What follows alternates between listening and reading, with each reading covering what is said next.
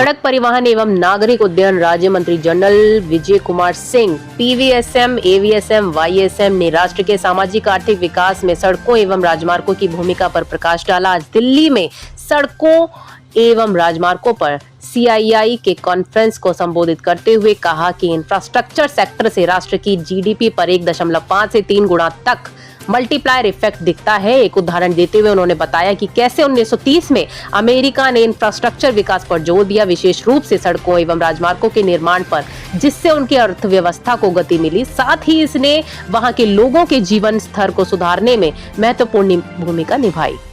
संबंधित पक्षों से अपील करते हुए जनरल सिंह ने कहा कि बिल्डिंग मटेरियल के साथ साथ हमें निर्माण की गुणवत्ता के साथ कोई समझौता नहीं करना चाहिए। लंबी अवधि तक टिकाऊ और पर्यावरण के अनुकूल सड़कों एवं राजमार्गों के लिए यह बहुत आवश्यक है।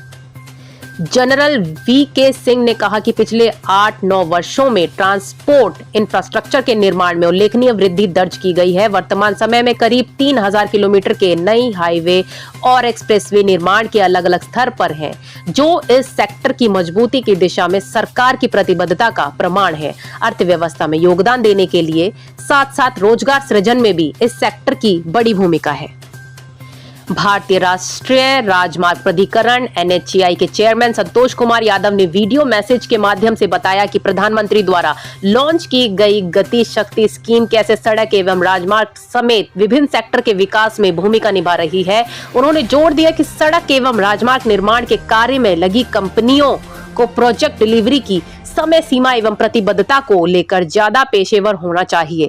यह ऐसे समय में और भी महत्वपूर्ण हो जाता है जब सरकार इंफ्रास्ट्रक्चर परियोजनाओं को समय से पूरा करने पर कई तरह के इंसेंटिव भी दे रही है। साथ ही पेशेवर रवैये से कंपनियों को अपने कारोबार को विस्तार देने और ग्लोबल टेंडर एवं परियोजनाओं के लिए स्वयं को योग्य बनाने में भी मदद मिलेगी।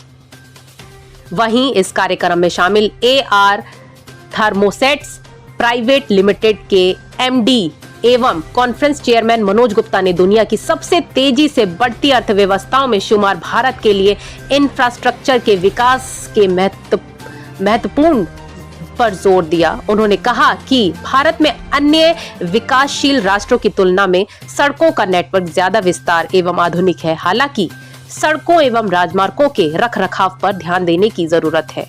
उन्होंने कहा कि राजमार्गों के रखरखाव में डिजिटलीकरण महत्वपूर्ण भूमिका निभा सकता है। सड़क एवं राजमार्ग सेक्टर को लेकर सरकार के प्रयासों की सराहना करते हुए उन्होंने उल्लेख किया कि वर्तमान समय में भारत हरित एवं पर्यावरण के अनुकूल रोड इंफ्रास्ट्रक्चर के लिए सर्वश्रेष्ठ उपलब्ध तकनीकों का प्रयोग कर रहा है। LSI engineering and consultants limited के मैनेजिंग डायरेक्टर श्री असीम तिवारी ने भारत के आर्थिक विकास एवं इंफ्रास्ट्रक्चर सेक्टर के सीधे संबंध का उल्लेख किया। उन्होंने कहा भारत की जीडीपी 7 से 8% की दर से बढ़ती रहे, इसके लिए जरूरी है कि सरकार इंफ्रास्ट्रक्चर सेक्टर में निवेश बढ़ाने पर फोकस करे। साथ ही रोड सेफ्टी पर भी और ध्यान देने की बात कही। उन्होंने ड्राइविंग के लिए कहा कि अगर अनुशासन से गाड़ी चलाई जाए तो बहुत हद तक एक्सीडेंट पर कंट्रोल किया जा सकता है। Bureau report BBC 24/7। बदलाव किया जा सकता है। सीआईआई का क्या रोल रहेगा, क्या इम्प्लीमेंट, क्या वो एक श्वेत पत्र गवर्नमेंट को देगी आज की? बिल्कुल, हमने एक श्वेत पत्र तैयार किया है। आज हमने एक नॉलेज बुक भी तैयार की है और उसको हमने आज मिनिस्टर साहब से अनवेल भी कराया है। वो नॉलेज बुक हम आगे बढ़ाएंगे। Thank you sir. सर ये बताएं कि हाईवेज, जो बड़े बड़े हाईवेज बहुत पर्टिकुलर रोड बन रहे हैं, इससे इकोनॉमी को कितना फ़ायदा हो रहा है? सीआईआई का इस पर क्या रोल रहेगा कि आगे तक क्या इंडस्ट्री कितनी ग्रोथ करेगी? जो हाईवेज डेवलपमेंट इंडिया में हुआ है, इसके चलते अभी हम लोगों की total highway network 62 lakh kilometre है और वर्ल्ड में हम सेकेंड लार्जेस्ट रोड नेटवर्क हैं। और हम एस्पायर करते हैं कि जो हाईएस्ट और single largest road network world में अचीव करने की कोशिश कर रहे हैं और इससे इकोनॉमी को डायरेक्टली फ़ायदा हुआ है। जितने भी डेवलप्ड कंट्रीज़ है including United states of America, उन्होंने एक्नॉलेज किया हुआ है कि अगर आप डेवलप्ड है उसमें उनका हाईवेज़ का एक बहुत बड़ा इम्पोर्टेंट कंट्रीब्यूशन है। और हम लोगों ने देखा हुआ है कि हमारे नेशनल हाईवेज़ के अलावा जो स्टेट रोड नेटवर्क है, जिस स्टेट में रोड डेवलपमेंट या हाईवे डेवलपमेंट तेज़ी से हुआ है, उसके साथ साथ उनकी इकोनॉमी में काफ़ी प्रोग्रेस हुआ है। रूरल एरिया में कनेक्टिविटी अभी नहीं है, हाईवे तो बहुत है, रोड्स क्योंकि एक्सीडेंटल और ये सब चीज़ें होती हैं, तो कनेक्टिविटी किस तरीके से देखते हैं फिर इन सब चीज़ों को? तो देखिए, जो रूरल रोड्स है कि अभी हमारा तो रूरल रोड्स प्रोग्राम भी मतलब चल रहा है और प्रधानमंत्री ग्राम सड़क योजना, उस प्रोग्राम के अंदर में रूरल रोड्स की काफ़ी डेवलपमेंट हुआ है।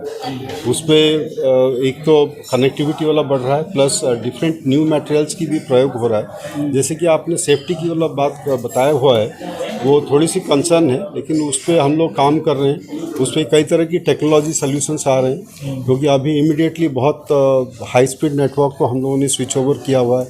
हमारे जो यूजर्स है वो पूरे गियर्ड अप नहीं है और कुछ हमें जैसे कि आईटी डिवाइसेस है और हाई एंड टेक्नोलॉजी डिप्लॉय करके हम ये सेफ्टी को और अच्छा कर सकते हैं।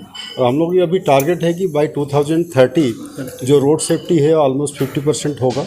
अभी जैसे ये CII की जो कॉन्फ्रेंस हो रहा है उस पर डिफरेंट इंडस्ट्रीज से, डिफरेंट रिसर्च इंस्टीट्यूशन से, एकेडमिक इंस्टीट्यूशन से, गवर्नमेंट बॉडीज़ सारे एक साथ एक फोरम में सब आपस में डिस्कस करेंगे कैसे क्या नए वाला उपाय वाला हम लोग अडॉप्ट करें जिससे कि अच्छे रोड्स बने और उसके साथ साथ सेफ रोड्स बने।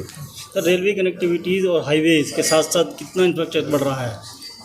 देखिए, जो रेलवे दोनों में इस टाइम दोनों जो है, दोनों की अलग अलग रोल है, लेकिन जो प्रधानमंत्री जी के गति शक्ति प्लान है, नेशनल जो लॉजिस्टिक्स प्लान है, उसी में सारे मोड्स को हमें इंटीग्रेट करना है। जो रेलवेज़ है उसका मेजर रोल आपका फ्रेट ट्रांसपोर्ट में रहता है और अभी हम लोगों की जो रोड्स है उसके मल्टीपल रोल्स है, बहुत पैसेंजर ट्रांसपोर्ट और फ्रेट ट्रांसपोर्ट में इसका बहुत महत्वपूर्ण भूमिका है। जैसे कि आपने रूरल रोड्स वाला बोला हुआ है, तो ये रूरल एरियाज़ को कनेक्टिविटी प्रोवाइड करता है, हमारा जो एग्रेरियन इकोनॉमी है उसको सपोर्ट करता है और इसके कारण लोगों की जो माइग्रेशन है सिटीज़ को वो कम होगा।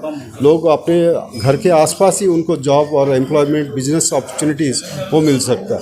Thank you sir. नमस्कार।